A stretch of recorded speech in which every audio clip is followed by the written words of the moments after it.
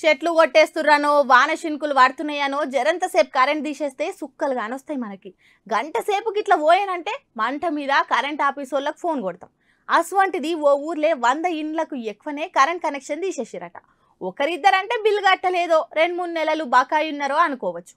మరి ఎందుకు తీసేసిర్రో ఏందో అసలు పంచదార్చుకుందాం పరి. హన్మకొండ మండలం వరికోల్ అనే ఊర్లే బీఆర్ఎస్ అంటే బిల్కుల్ పానమిచ్చే ఊరని ఎవ్వరినడినా చెప్తారు. ఎప్పుడు ఏ ఎన్నికొచ్చినా ఆ ఊరంతా బీఆర్ఎస్ కే ఏకగ్రీవం అయ్యేది. ఎందుకంటే ఆ ఊరు బీఆర్ఎస్ ఎమ్మెల్సీ పోచంపల్లి శ్రీనివాసరెడ్డి సొంతూరు. ఇక ఇప్పుడు బీఆర్ఎస్ పతార ఏం పని చేస్తలేదు కదా, కథ మా ఊరిలో కష్టాలు సురువైనాయట. ఎట్లనంటే ఎమ్మెల్సీ పోచంపల్లి శ్రీనివాసరెడ్డి అన్న సొంత పైసలతోటి జాగకొని 105 డబల్ బెడ్రూమ్ ఇల్లు కట్టించినట.